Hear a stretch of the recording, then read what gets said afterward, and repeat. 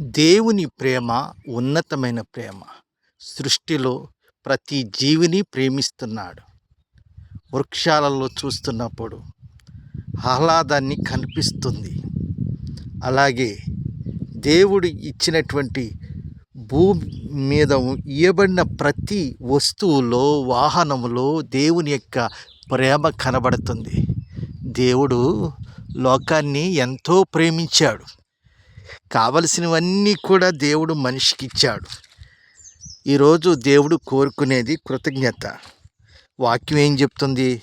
దేవుడు లోకాన్ని ఎంతో ప్రేమించాడు, కాగా తన అద్వితీయ కుమారుడైనటువంటి ప్రభునందు విశ్వాసముంచువాడు నశింపక నిత్యజీవం పొందినట్లు ఆయనను అనుగ్రహించాడు. ఆ ప్రేమలో మనలను దాచుకుంటున్నాడు. ఆ ప్రేమ ఉన్నతమైంది, బలమైంది, శాశ్వతమైంది, నిత్యము ఉండేది. ఒక మనిషిని ఈ లోకం నుండి నశించి నరకంలోకి వెళ్లకుండా పరలోక రాజ్యానికి ఇవ్వడం కోసం ప్రభువే ఈ లోకానికి వచ్చాడు. ఆయన ప్రేమ కనబడుతుంది. ఆయన మరణ పునరుద్ధానంలో క్రీస్తు ప్రభు ప్రేమ కనబడుతుంది. ఆ ప్రేమ ఉన్నతమైంది, శాశ్వతమైంది, నిలవరమైంది.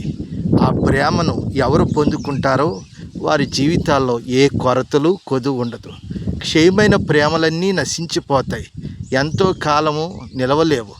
దేవుని ప్రేమ ఒక పాపిని మార్చి పరలోక రాజ్యం తీసుకుని వచ్చేదాకా కూడా ఆ ప్రేమ మనలను బలపరుస్తుంది, వెంటాడుతుంది, బలవంతం చేస్తుంది, ప్రోత్సహిస్తుంది, నిబ్బరతనిస్తుంది, భయం లేకుండా చేస్తుంది, కొరతలు తీరుస్తుంది. ఎందుకంటే ఆయన ప్రేమ అలాంటిది. ప్రైజ్ ది లార్డ్, హల్లెలూయా. దేవుడు లోకమును ఎంతో ప్రేమించాడు.